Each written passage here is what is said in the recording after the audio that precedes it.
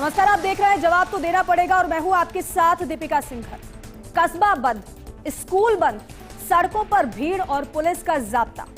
कुछ ऐसी ही तस्वीरें उदयपुर के मावली कस्बे में नजर आई हैं, जहां सर्व समाज के लोगों ने बड़ा प्रदर्शन किया है और कांग्रेस सरकार के समय साल 2021 में मदरसे के लिए आवंटित जमीन को निरस्त करने की मांग की है। तो वहीं विरोध प्रदर्शन के बाद मावली एसडीएम ने जमीन की जांच की तो आवंटित जमीन का जलभराव क्षेत्र की होना पाया गया। इसके बाद जिला कलेक्टर ने आवंटन निरस्त करने के लिए संयुक्त शासन सचिव को पत्र लिखा, जिसमें विभिन्न रिपोर्ट्स और अब्दुल रहमान प्रकरण का हवाला दिया गया है। आज बात इसी खास मुद्दे पर कि आखिर जलभराव की जमीन को साल 2021 में मदरसे के लिए क्यों आवंटित किया गया और अगर जमीन का आवंटन सही था तो फिर अब ये बवाल क्यों।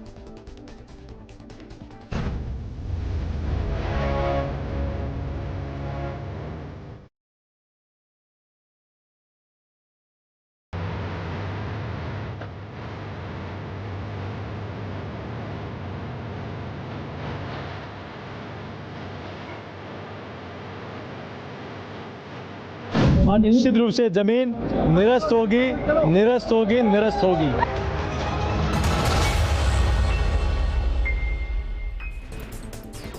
तो बीजेपी सांसद सीपी जोशी को आपने सुना, उन्होंने कहा कि निश्चित तौर पर जमीन निरस्त होगी, निरस्त होगी, निरस्त होगी। इसी खास मुद्दे पर चर्चा करने के लिए खास मेहमान भी हमारे साथ जुड़े हैं। सबसे पहले परिचय आपसे करा देते हैं। विकास बारहट जी है, प्रवक्ता भारतीय जनता पार्टी के स्टूडियो से हमारे साथ जुड़ रहे हैं, बहुत स्वागत है आपका। राजकुमार शर्मा जी प्रवक्ता है कांग्रेस पार्टी के स्टूडियो से हमारे साथ जुड़ रहे हैं, आपका भी बहुत स्वागत है। और साथ ही साथ अमितोष पारिक प्रवक्ता है वीएचपी के स्टूडियो से हमारे साथ जुड़ रहे हैं, आपका भी बहुत स्वागत है। और साथ ही साथ काशिफ जुबैरी जी मुस्लिम स्कॉलर हैं, स्टूडियो से हमारे साथ जुड़े हैं, आपका भी बहुत स्वागत है। शुरुआत विकास जी आप ही के साथ। सीपी जोशी को हम सुन रहे थे और सुनाया भी अपने दर्शकों को भी कि जमीन का आवंटन निरस्त होगा, निरस्त होगा, निरस्त होगा। लेकिन मामला नया नहीं है, मामला तो पुराना है, 2021 का है। लेकिन इस समय इस तरीके से विरोध क्यों? देखिए, ये पूर्ववर्ती सरकार का तुष्टीकरण की नीति का ही एक उदाहरण है, जैसा कि उन्होंने राजस्थान में और जब भारत में इनकी सरकार रही तब भी इन्होंने किया। वहां पर अब्दुल रहमान नोट के तहत जमीन जो है वो जल भराव वहां पर हुआ है। वहां से हाई टेंशन लाइन गुजर रही है, जिस हाई टेंशन लाइन की वजह से हर वक्त जनहानि की आकांक्षा बनी रहती है। और मात्र 14 बच्चे उस मदरसे में अध्ययनरत हैं। ऐसा नहीं है कि वहां पर बहुत ज्यादा बच्चों की संख्या है जिसकी वजह से इनको लगाओ कि आवंटन किया जाए, लेकिन ये आवंटन के पीछे मंशा वही रही है जो आजादी के बाद से पूरे भारत में कांग्रेस सरकार की जहां जहां भी कार्यरत रही वहां पर रही है। और वो मंशा है महज एक समुदाय विशेष के वोटों को रिझाना और उन समुदाय विशेष के लोगों को तरजीह देना। और इसके तहत इस जमीन को, जिस पर शुरू से इस ऐसी चीजों को लेकर हमेशा से ये जमीन विवादास्पद रही है, लेकिन फिर भी इन्होंने एक हिंदू बहुल बस्ती के अंदर अपने वोटरों को राजी करने के लिए जमीन का आवंटन किया। और माननीय सांसद और पूर्व प्रदेशाध्यक्ष भारतीय जनता पार्टी के सीपी जोशी जी ने, जैसा कि आप बाइट दिखा रहे थे, उन्होंने कहा, तो मैं मानता हूं उसमें किसी को भी कोई शंका नहीं होनी चाहिए कि जिस जमीन में ऑलरेडी अब्दुल रहमान नोट लगा हुआ है, जो जमीन हाई टेंशन लाइन के नीचे आती है, मैं खुद आप जयपुर में देखते हैं हाई टेंशन लाइन के नीचे लोगों को सड़कें तक नहीं बना के दे पा रहे हैं कि आवागमन हो सके, तो हाई टेंशन के नीचे फिर इस प्रकार की, जहां से इस प्रकार का हादसा होने की आशंका, वहां जमीन का आवंटन अपने आप में एक शक की निगाह से देखे जाने लायक है। पूर्ववर्ती सरकार के इस कार्य को जो है मैं मानता हूं कि हम सबको देखना चाहिए कि उन्होंने क्यों ये कार्य किया है। और ये कार्य महज यही नहीं, इन्होंने अन्य भी बहुत सी जगह इस प्रकार के कार्य किए हैं, चाहे उसमें समुदाय विशेष के लोगों को एक्सीडेंट होने पर उनके साथ कोई अन्य चीजें होने पर 50-50 लाख रुपए के मुआवजे देकर देखा जाए, तो ये वोटों की राजनीति थी जो कांग्रेस सरकार ने की है, लेकिन अब ये चलने वाला नहीं है। अब ये चलने वाला नहीं है। लेकिन अमितोष जी, वोटों की राजनीति से वाकई में ये प्रेरित था, तो पहले क्यों नहीं इस तरीके से आवाज मुखर हुई? मैडम, आप एक बात समझिए कि जिस सरकार की आप बात कर रहे हैं, वो सरकार हमेशा से जो ये कहती आई है कि भारत के हर एक तंत्र पे समुदाय विशेष का अधिकार है। जो सरकार ने अपने बजट के अंदर में करोड़ों रुपए मदरसे के अपलिफ्टमेंट के लिए अलोकेट कर दिए। जिस सरकार ने सांगनेर जैसे एरिया में जहाँ दूर दूर तक कोई मुस्लिम आबादी नहीं थी, वहां पर एक 0 अमाउंट रेट पर लैंड अलॉट कर दिया हॉस्टल बनाने के लिए माइनॉरिटी के लिए। उस सरकार के अंदर में अगर बात करी जाती तो उस सरकार में यही बात तो करी जाती। अब्दुल रहमान का जिस तरह से मेरे साथी प्रवक्ता ने विषय उठाया, ऐसे 3 उदाहरण मैं और आपको देता हूँ। अब्दुल रहमान 2004 में डिसाइड हो गया था, उसका ये केस का पीआईएल का जजमेंट आया कि आप किसी तरह पब्लिक लैंड को या रिवर बेड को या वाटर टैंक अथॉरिटीज के ऊपर में या बॉडीज के ऊपर में अलॉटमेंट नहीं कर सकते, और अगर एंक्रोचमेंट है तो उसको हटाया जाए। इस केस के बाद अगर हम आगे चलते हैं तो Gulab Kothari versus state of Rajasthan, उसमें भी सेम बात रखी गई, एंक्रोचमेंट्स हटाने की बात करी गई। फिर जगदीश पटेल के अंदर में भी सेम बात करी गई। आप देखिए कि निरंतर रूप से कोर्ट का एक ही रवैया रहा कि जहां पर भी वाटर टैंक है या रिवर बॉडीज है वहां पर नहीं उठा सकते। लेकिन आप देखिए जो सरकार उस लैंड को अलॉट कर रही है वो बिल्कुल इस कानून से दूर रह गई। और कौन सा कानून? मैं इन 3 अवधारण की बात नहीं कर रहा, मैं कानून की बात कर रहा हूं। 1963 में एक नोटिफिकेशन था मैन, और वो नोटिफिकेशन था आपके मतलब condition for allotment of unoccupied lands, जो भी लैंड गवर्नमेंट देती है उसके लिए। उसमें सेक्शन 1 साफ कहता है कि आप कोई भी लैंड किसी भी एरिया में नहीं दे सकते जो वाटर बॉडीज के ऊपर में इंक्रोचमेंट आता है, और इसलिए इंक्रोचमेंट है। ठीक है, ठीक है अमितोष जी, ठीक है, एक बार फिर से मैं आपके पास लौटूंगी, लेकिन राजकुमार जी पूरा की पूरा ठीकरा तो आप पर फोड़ा जा रहा है कि आपकी सरकार जब थी उस समय जमीन को आवंटित कर दिया गया, लेकिन गलत तरीके से। दीपिका जी, जब भी कोई जमीन अलॉट की जाती है किसी भी समाज को, किसी भी संस्था को, किसी भी कॉलेज को या किसी भी शिक्षण संस्था को, तो बहुत सोच समझ की जाती है। सरकार अपना काम करती है। सरकार ने वहां जमीन अलॉट की, अब वो पानी बहाव क्षेत्र में आ रही है या नहीं आ रही है, ये जांच का विषय है। जब परीक्षण होगा, जांच होगा, तो जांच होगा तो उसमें साफ हो जाएगा। और जब जांच हो जाए तो भारतीय जनता पार्टी की सरकार जो इस वक्त राजस्थान में है 10 महीने से सोई हुई थी, आज लेकिन इनको याद आई है। अच्छी बात है, जांच कराइएगा, और अगर इसमें जो भी दोषी पाया जाता है उसमें जो कानून तहत जो भी कार्रवाई बनती है कार्रवाई करिएगा। कांग्रेस पार्टी उसका स्वागत करेगी। राजकुमार जी, आपकी जानकारी के लिए मैं बता दूं, एसडीएम ने जांच पूरे मामले की है, बाकायदा कलेक्टर को अनुशंसा कर दी है। कलेक्टर ने प्रमुख शासन सचिव को पत्र लिखा है रिपोर्ट के साथ कि ये आवंटन गलत है। तो फिर ये कैसे आवंटन हो गया जमीन का? मैंने क्या कहा आपको दीपिका जी कि जमीन सरकार के कांग्रेस कार्यकाल में हुई है, अलॉट हुई। अलॉट करने वाली जो भी एजेंसियां, जो भी अधिकारी इसमें आते हैं, उन्होंने क्या तथ्य रख करके वहां अलॉट किया है, ये वो जब वो जांच का विषय होगा तब पता चलेगा। दूध का दूध, पानी का पानी होगा। और भारतीय जनता पार्टी के जो सांसद आते हैं ना, वो वहां जाकर के जो माहौल बिगाड़ने का काम करते हैं, किसी भी जनप्रतिनिधि का ये धर्म नहीं बनता है। मामला किसी भी प्रकार का हो, वहां जाए, मौके पर जाए, लोगों की समझाइश करे।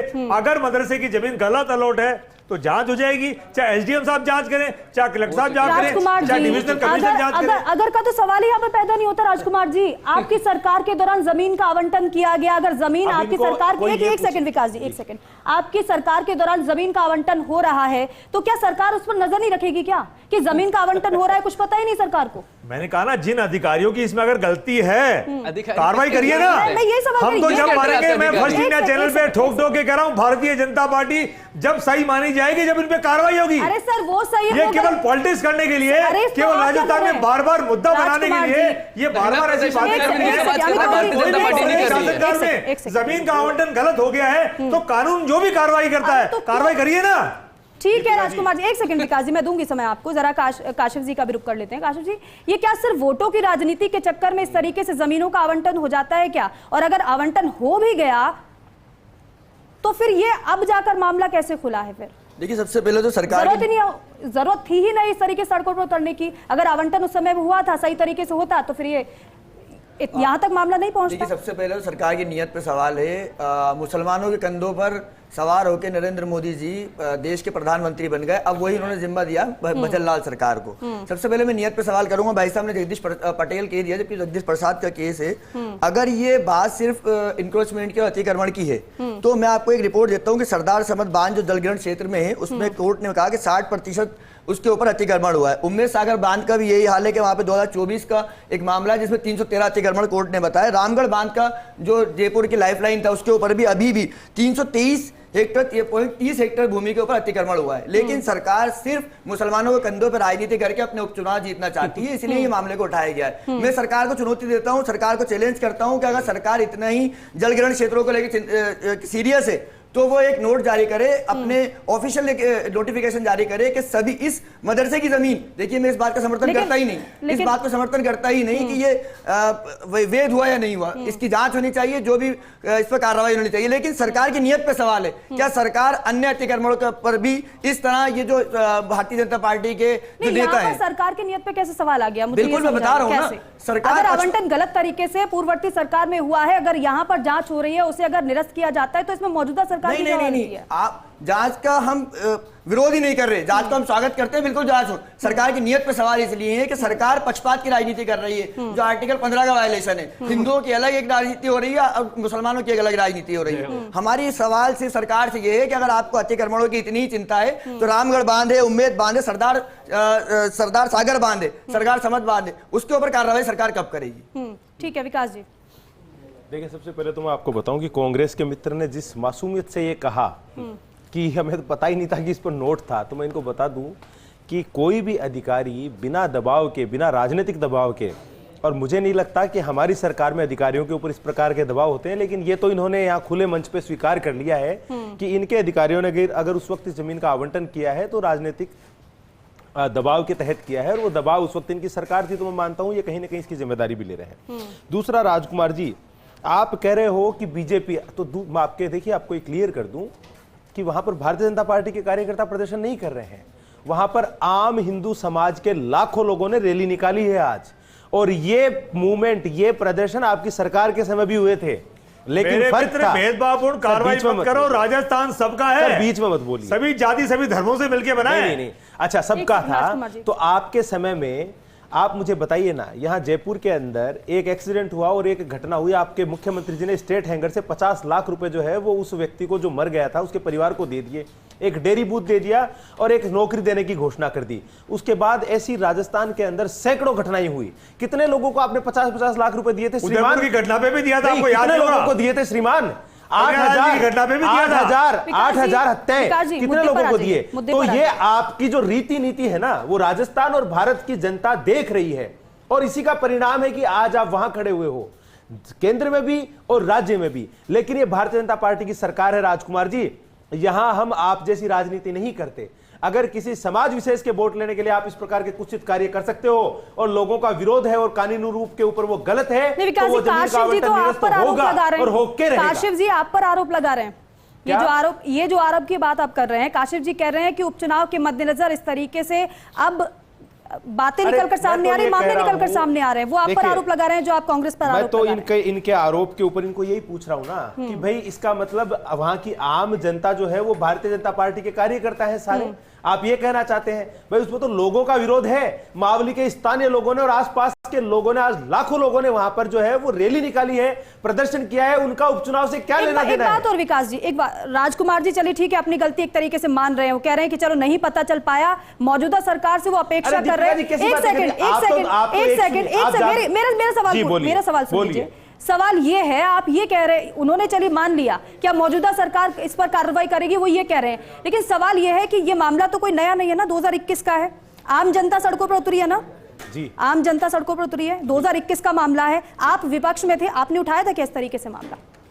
देखिए दीपिका जी, मैं आपको बताता हूँ, भाई विपक्ष की भी तो जिम्मेदारी होती है ना मुद्दों को उठाना, और आम जनता के मुद्दों को उठाना। बिल्कुल, ऐसा थोड़ी ना विपक्ष में है तो कोई काम ही नहीं होगा, कोई मुद्दे ही नहीं उठेंगे। सांगानेर के अंदर हॉस्टल का अलॉटमेंट हुआ, दीपिका जी भारतीय जनता के अंदर गांधी आश्रम खोला है, 1 साल हो गया, भारतीय जनता पार्टी इसका द्वार नहीं खोल रही राजस्थान की जनता के लिए, तो भारतीय जनता पार्टी तो बेईमानी खुद कर रही है, भारतीय जनता पार्टी तो पक्षपात खुद कर रही है, जनता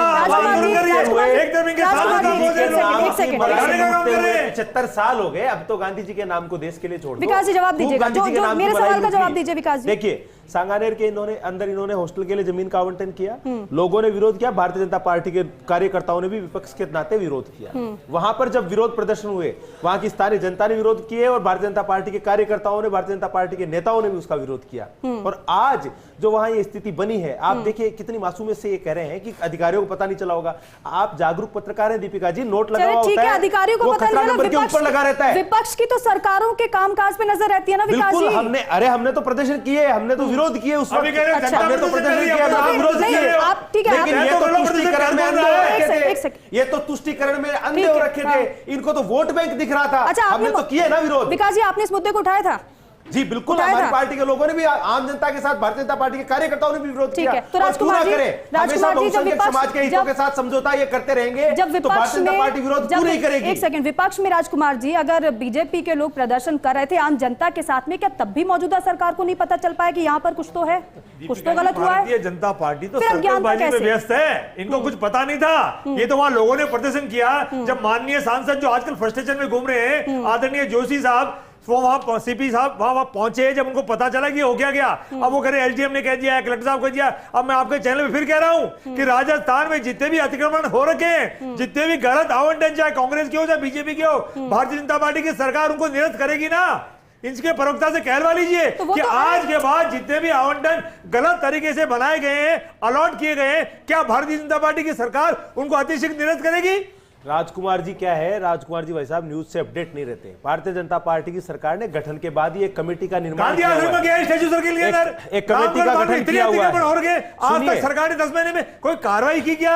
श्रीमान जी, एक कमेटी का गठन किया हुआ है जो कमेटियां बनती रहती है, राजस्थान आपकी जानता है सरकार के द्वारा कमेटियां बन गई, किए गए जांचें हो गई, आपकी सरकार के द्वारा किए गए राजनीतिक फायदे के लिए किए गए जितने भी आवंटन है। भारतीय जनता पार्टी रास्ता ढूंढ रही है कि कैसे न कैसे 2 वोट ज्यादा मिल जाए। लेकिन आपके चैनल पे क्या चाहता हूं कि सातों के सातों विधानसभा सीटों पर कांग्रेस पार्टी का वहां पर्चा वापस फहराया जाएगा। राजकुमार जी, यहाँ पर उपचुनाव की बात हो ही नहीं रही है। यहाँ पर जो आवंटन जमीन का गलत तरीके से किया गया उसकी बात हो रही है। अमितोष जी, क्या वाकई में राजनीति का ये मुद्दा है या फिर गलत आवंटन हुआ है इसलिए सड़कों पर सब उतरे हैं? हिंदू संगठन भी उतरा है आम जनता के साथ में। देखिए, राजनीति का मुद्दा और गलत दोनों एक साथ इसमें पैरेलल चलेंगे मैम। राजनीति का मुद्दा इसलिए जो सरकार उस समय सरकार रही, उन्होंने इस बात को समझा ही नहीं और देखा ही नहीं और कानून को दरनदाज करते हुए वो लैंड अलॉट कर दिया। ये साफ तौर से दिखाता है कि लॉ की कितनी वैल्यू कांग्रेस गवर्नमेंट ने राजस्थान में करी थी। अब जब हम बात आते हैं, जैसे कि हमारे कांग्रेस प्रवक्ता ने, मेरे सम्मानित है, उन्होंने कहा कि तुष्टीकरण की राजनीति, तो देखिए जब लैंड अलॉट होता है तो उस लैंड अलॉटमेंट में टाउन प्लानर कमेटी से आपको कंसल्टेशन करनी पड़ती है। इसमें कोई टाउन प्लानर कमेटी से कंसल्टेशन नहीं करी गई। फिर आती बात रामगढ़ के ऊपर में, तो अभी मेरे साथी प्रवक्ता ने कहा कि आर्टिकल 15 का वायलेशन है। तो आर्टिकल 15 का वायलेशन कैसे है? रामगढ़ की जब आप बात करते हैं तो वहीं की स्टेट मिनिस्टर ने यह कह दिया था कि हमने डिस्ट्रिक्ट लेवल कमेटी बना दी जो कि जयपुर कलेक्टर हेड करेगा in compliance of the Rajasthan high court direction. That mean जो एरिया है, जो मैटर है, वो ऑलरेडी कंप्लायंस में आ चुका है। तो कुल मिला के इंक्रोचमेंट है, लोगों की भावनाओं से खेला गया है, देखा गया है कि कब किसको अलॉटमेंट करना है, चाहे वो लॉ के अंडर में आ रहा हो, लॉ का वायलेशन हो रहा है। वोट बैंक पॉलिटिक्स है जो कांग्रेस ने करी, सर्व हिंदू समाज ने आज उतरा है और बोला है कि इसको खत्म करें। और यही मैं सरकार से भी अपेक्षा करता हूं कि इंक्रोचमेंट है तो उसको हटाया जाए। लेकिन यहाँ पे काशिफ जी, अगर जो गलत है वो तो फिर हटेगा ना? बस बिल्कुल उसका विरोध है ही नहीं, बिल्कुल आप हटाइए। जांच होनी चाहिए। इस तरह धरने रैलियां करके डराकर और एक माहौल बनाकर भगवे झंडे लेकर, अरे यार आप चुप रहिए, आपको पता तो होता नहीं कुछ। ये रैलियां, डराना, धरने प्रदर्शन, पिछली बार भी आपको टोका था। सेम लाइन आप टोकते रहिए, आपके टोकने से हमें कोई फर्क नहीं पड़ने वाला।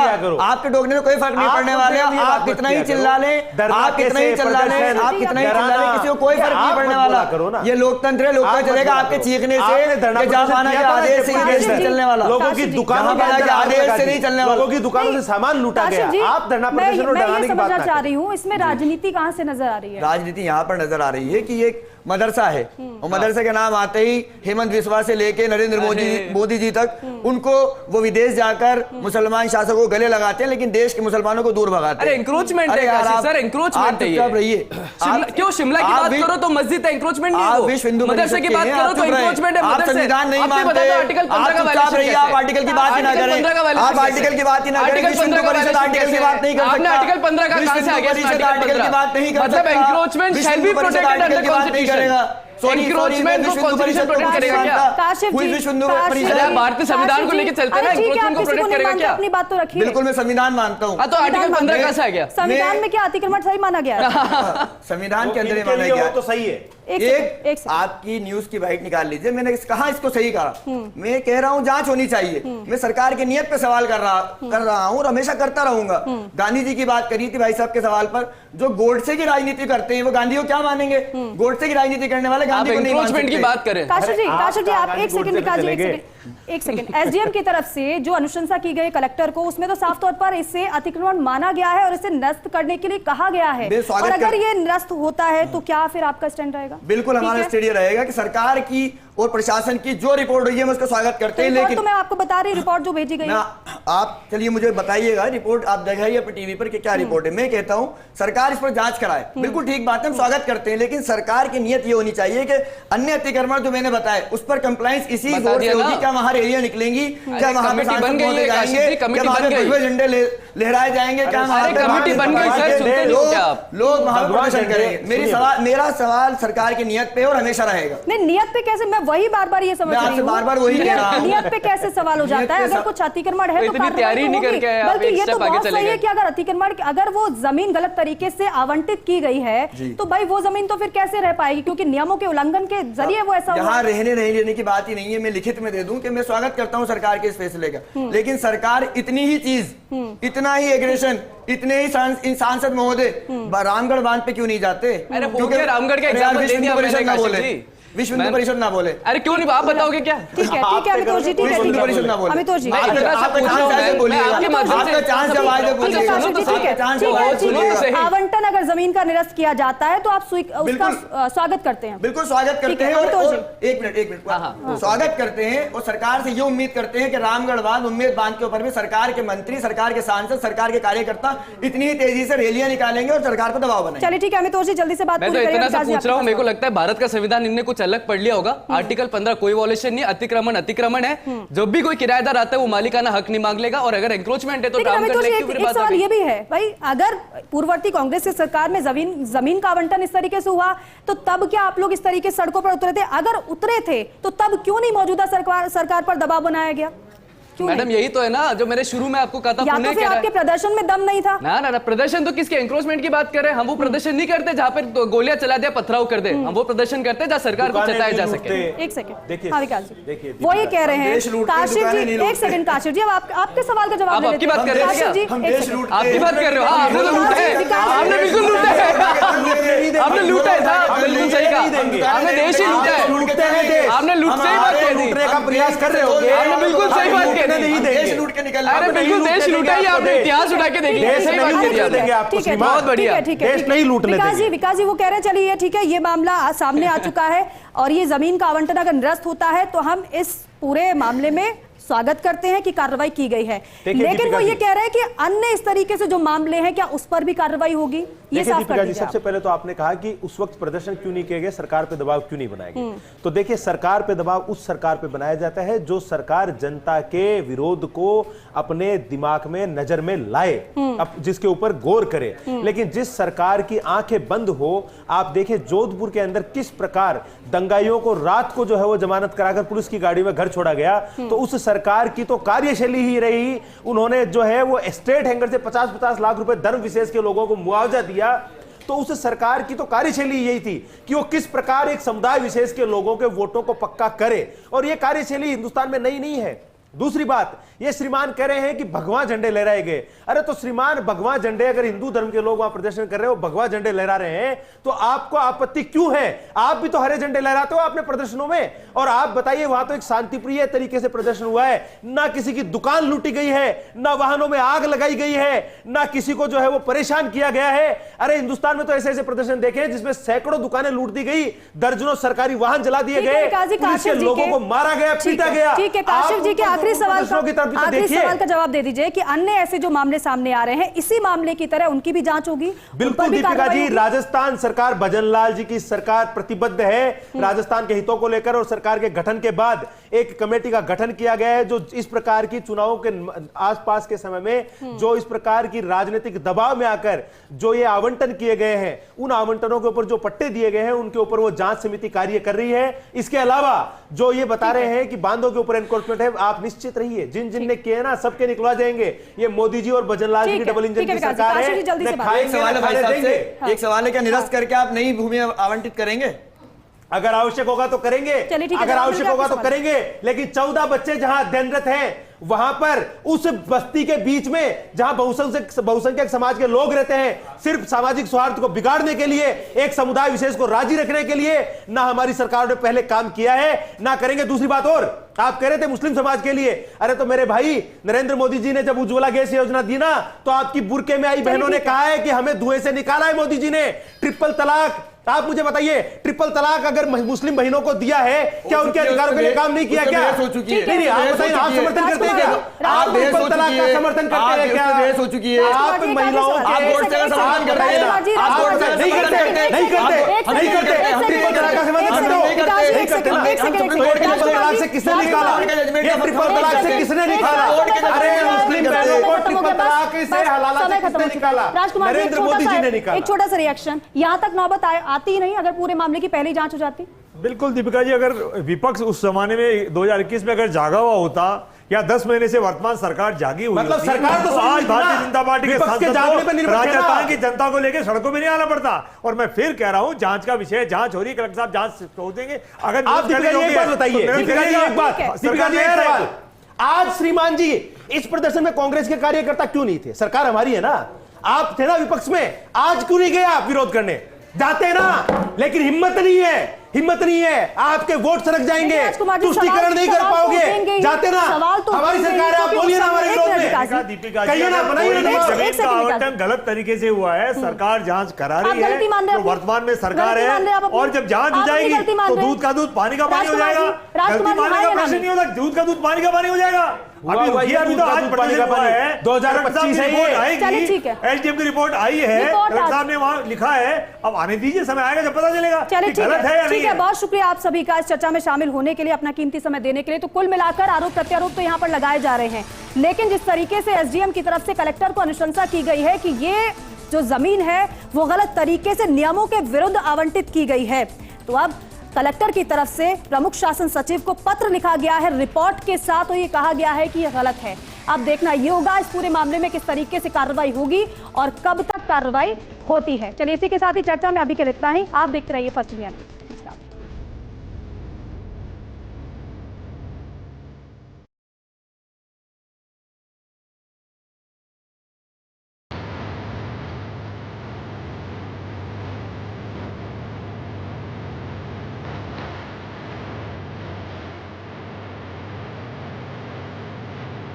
और निश्चित रूप से जमीन निरस्त होगी, निरस्त होगी, निरस्त होगी।